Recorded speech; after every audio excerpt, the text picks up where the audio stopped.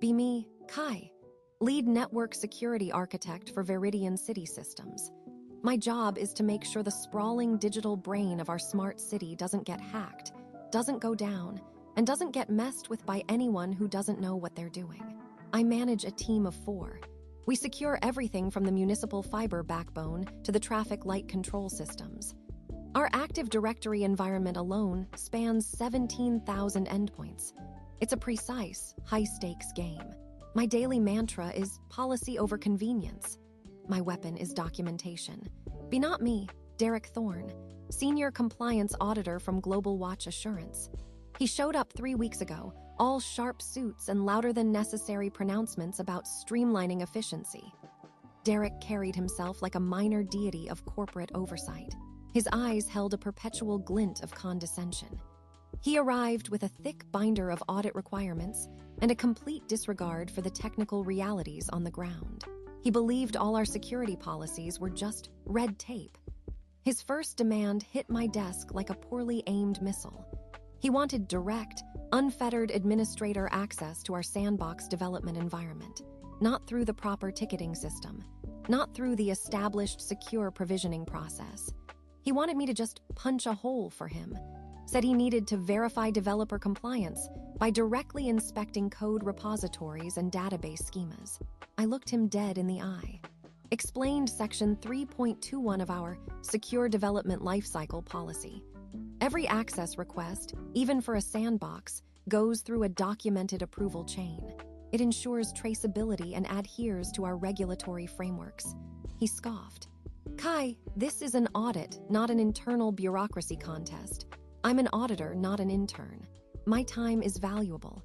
His voice held a grating edge of entitlement. I patiently reiterated. The policy applies to everyone, Mr. Thorne. It's for your protection as much as ours. If something goes wrong, we need to know who did what when. I watched his face contort. He saw my adherence to rules as a personal affront. He called my manager. 10 minutes later, my manager, clearly flustered, told me to expedite Mr. Thorne's request, to find a workaround. I did. I provisioned a temporary, isolated virtual machine with the requested access. Not direct, unfettered access, but a sandbox within the sandbox. I meticulously logged the request, the manager's override, the specific IP address, and the exact timestamps of his login attempts. I sent a detailed email to my manager, copying our Chief Information Security Officer, outlining the deviation and its potential risks. I included the full policy citation. My manager sent back a terse received. Derek glared at me as he typed on his shiny new virtual desktop. He knew I had documented his end run. 2 days later, Derek was back. He demanded raw, unredacted log files from our Production Security Information and Event Management System, our SIEM. All of it, he declared. For the last 6 months, I need to spot anomalies. This was a bridge too far. Our SIEM contains sensitive information, personally identifiable information, network topology data, potential zero-day indicators. Releasing raw logs without proper masking and review was a massive regulatory violation. It was an instant firing offense, a career destroyer. Mr. Thorne, I began, my voice calm, that's a compliance nightmare. Our data privacy regulations, specifically GDPR and our local municipal data protection ordinances, absolutely prohibit the export of unredacted logs outside our secure perimeter. We have established protocols for audited log review. You can access filtered, anonymized exports through a secure portal with oversight. I explained the process, the safeguards, the explicit legal penalties. Derek actually laughed, a short, sharp burst of disdain. Are you implying I can't be trusted with logs, Kai? My firm handles audits for Fortune 500 companies. This is basic due diligence. Your protocols are designed to hide inefficiencies, not protect data. He stood up, towering over my desk. His shadow fell across my keyboard. Either you provide the raw logs, or I will mark this entire department as non-compliant for obstruction. I stared back. My manager was on vacation. My CISO was at a conference. I was alone. I knew Derek would go to the CIO. I knew the CIO would buckle under audit pressure. This was the moment I stopped arguing in good faith. My internal switch flipped. From defend the perimeter to document everything and wait. I offered him the anonymized logs through the secure portal, as per policy, but noted his specific threat and demand for raw data in a detailed incident report. I sent it to my CISO, my manager, legal, and HR, each with time stamps, each with explicit references to the violated policies. The next incident was perhaps the most telling. Derek insisted on an unsupervised walkthrough of our main data center, not escorted by our security team, as mandated by our physical access policy. Not with a member of my team present to answer questions. He wanted to wander alone. He claimed his own certified infrastructure expert would accompany him, a faceless individual who never materialized. I showed him Section 5.13 of our physical security protocols. All external visitors to secure data centers must be continuously escorted by a Viridian City Systems employee with appropriate security clearance. He threw his hands up. This is absurd. How can I verify the physical controls if I can't freely inspect them? Your security is so paranoid, it's becoming counterproductive. He argued it hindered his ability to assess potential insider threats or unauthorized hardware. The irony was so thick you could carve it with a dull knife. I held firm, but for the first time, I felt a deep satisfaction in denying him. He fumed, then reluctantly agreed to an escorted tour with one of my junior engineers, a quiet woman named Anya who logged every single question he asked, every rack he pointed at, every comment he made about outdated cabling. The breaking point arrived 2 days later. Derek bypassed me entirely. He went straight to the CIO. The message that filtered down to me was terse. Grant Mr. Thorne temporary administrative access to Verdi CDN zone. He needs to verify DNS configurations directly. Expedite immediately. Verdi CDN zone, our primary authoritative domain name system server, the linchpin of our entire city's digital infrastructure. It translated human-readable website names into machine-readable IP addresses for literally everything. Traffic control systems, water treatment plant monitoring, emergency dispatch communications, all relied on it, granting direct admin access to that machine, especially to an external auditor bypassing change control, was like handing a child a loaded gun and telling them to just check if it's working. It was explicitly forbidden by Section 2.12 of our Critical Infrastructure Access Policy. Any change, even a minor one, required a full change request, a review by 2 senior engineers, approval from the CISO, and a staged deployment with rollback plans.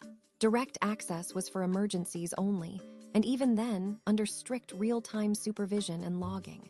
I called the CIO. Sir, this is a direct violation of our most critical policies. Any direct change to Verdi CDN zone could bring down half the city's services.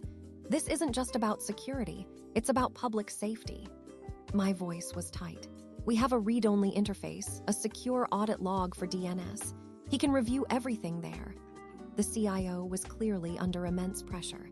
Kai, I understand your concerns, but Global Watch Assurance is threatening to fail our entire audit. That reflects badly on my office, on the mayor. Mr. Thorne assures me he only needs to verify, provide him limited access, monitor him, make it happen. His voice was strained, but his order was absolute. My internal switch clicked fully into place. Malicious compliance engaged. Understood, sir. Temporary limited access, strict monitoring. I'll get it set up. My words were devoid of emotion. I immediately initiated the process. I didn't create a direct shell.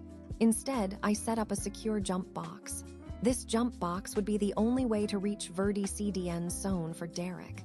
On this jump box, I installed a custom logging agent. It recorded every single keystroke, every mouse movement, every command executed, every file accessed. It streamed this data in real time to an isolated, encrypted log server, completely separate from our main SIEM. I configured the access to be time-limited, 2 hours, and restricted. He could only use specific diagnostic commands. No sudo, no root access, no direct file editing. This was the limited access the CIO had authorized. I sent an email to Derek, copying the CIO and my CISO, explicitly detailing the temporary nature, the monitoring, and the restricted command set. I received an immediate reply from Derek. "This is utterly unacceptable, Kai. I need full administrative access to perform my duties. Your restrictions are impeding the audit process." I forwarded his email to the CIO. The CIO called me within minutes. "Kai, he says he needs full admin. Give him root, just for a short time, and make sure your logging is robust." The word robust hung in the air, a tacit acknowledgement of the risk. I replied to Derek's email, again copying everyone. "Per CIO directive, I am elevating your privileges on the jump box to allow root access for a maximum of 30 minutes, solely for the purpose of verifying DNS configurations on VerDCDN zone. All actions will be logged. Any modifications made are your responsibility, as per Section 4.71 of the Auditor Access Policy." I watched him log in. A small window on my second monitor showed the real-time stream of his activities. I saw him immediately bypass the diagnostic commands. He went straight for the DNS zone files, specifically named .conf and the primary zone file for veridiancity.gov. He made a change, a tiny, almost imperceptible edit. He added a new, non-existent name server entry, and then he deleted the primary CNAME record for services.veridiancity.gov, believing it to be a redundant alias. He thought he was cleaning up what he called sloppy configuration. He saved the file. Then, with a flourish, he issued a RNDC reload command. The DNS server reloaded its configuration. 30 minutes later, his session expired. He logged off. He sent an email, copying the CIO. "Audit verification complete. Configuration anomalies identified and corrected. You're welcome." The arrogant self-satisfaction oozed from the message. He clearly had no idea what he had just done. I smiled. A very, very slow smile. Every single keystroke, every change, every reload command, timestamped, recorded, and sent to my isolated log server. I backed up the log server's contents to a cold storage vault, 2 copies, both encrypted. I ensured Section 4.71 of the corporate bylaws on auditor access, which stated, "The auditing party assumes full liability for any adverse impacts resulting from actions performed under elevated access granted by Veridian City Systems upon their explicit request." Was prominently highlighted in an email to our legal team. My master plan was set. The next morning, the city slowly ground to a digital halt. It started subtly. People couldn't access their city utilities accounts. Then the public transportation app started showing incorrect schedules, then no schedules at all. The automated traffic light synchronization system started failing, causing gridlock in critical intersections. The water treatment plant control system, which relied on resolving various veridiancity.gov subdomains for telemetry, began reporting communication errors. Emergency services communications, while still operational on dedicated lines, experienced significant delays in accessing GIS data and critical infrastructure schematics, as their internal systems couldn't resolve internal host names anymore. The phones in our incident response center started ringing off the hook. Fire drills, incident tickets piling up. Panic was a palpable entity in the room. Derek, of course, was lounging in his temporary office, oblivious, until the CIO's executive assistant burst in, face ashen. "Mr. Thorne, the city is experiencing a massive outage." Derek strode into our operations center, still radiating smug confidence. He saw the chaos. "This is exactly what I warned you about," he announced, his voice booming over the din. "Clearly, a pre-existing vulnerability, or perhaps the inefficiencies I noted have finally caught up with you." He looked directly at me. "Kai, what exactly did your team do after my audit? Did you roll back any of my corrections?" He was trying to pin it on us. I walked to the front, the center of the frantic activity. My voice was calm, cutting through the noise. "Sir," I addressed the CIO, who had just rushed in, looking absolutely terrified. I believe Mr. Thorne's direct modification to the primary DNS resolver on server Verdi CDN SON at 14:37 Coordinated Universal Time yesterday, bypassing our change control, is the root cause. Derek's face went from smug to purple. That's preposterous. I merely verified configurations. I made a minor correction to a redundant alias. I held up my tablet. Mr. Thorne, I have here the full, immutable log of your session, digitally signed and time-stamped. It clearly shows you deleting the CNAME record for services.veridiancity.gov and adding a non-existent name server, causing a complete failure in recursive lookups for critical city subdomains. This cascaded into a widespread resolution failure for all veridiancity.gov services. My words were precise, unyielding. Your changes were not corrections.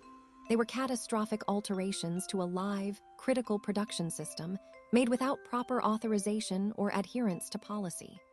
The CIO stared at Derek. Is this true, Mr. Thorne? Derek stammered. I was just following what I believed to be best practices. Your configurations were messy. I opened an email on a large screen for everyone to see. Sir, I explicitly warned you and the CISO that any direct modification would be Mr. Thorne's sole responsibility, citing Section 4.71 of the Auditor Access Policy. My email was sent at 14:02 UTC yesterday, moments before Mr. Thorne logged in. The timestamp was undeniable. The room went silent. The weight of his actions and my documentation settled like a tombstone. The CIO's face was a mask of grim realization. He barked into his phone, calling legal, calling the city manager. Derek was escorted out by 2 uniformed security guards, his face a mask of disbelief and sputtering protestations. His firm's audit agreement, with its explicit liability clause, suddenly became very relevant. Update, 1 week later. Global Watch Assurance publicly retracted their entire audit report for Veridian City Systems. They issued a formal apology to the city and began negotiations for compensatory damages. Apparently, Derek's minor correction ended up costing the city millions in lost productivity, emergency services rerouting, and reputational damage. My manager, freshly back from vacation, looked at me with a newfound respect, tinged with a little fear. Derek Thorne's name was officially mud in the auditing world. His certifications were already under review. Update, 1 month later. I received a significant promotion, now overseeing all critical infrastructure security for Veridian City Systems. My budget for security tools and personnel was substantially increased. The City Council approved new, stricter audit protocols. They included mandatory technical escorts, read-only access by default, and a new clause specifically prohibiting direct modifications to any production system, no matter the auditor's rank. They called it the Thorne Precedent. Update, 3 months later. Heard through the grapevine that Derek Thorne, formerly the senior compliance auditor, is now working for a small, obscure rural cooperative, auditing paper receipts and inventory for their tiny general store. He probably still thinks he's a genius, fixing their inefficient shelf-stocking system. My job is secure. The city is safer.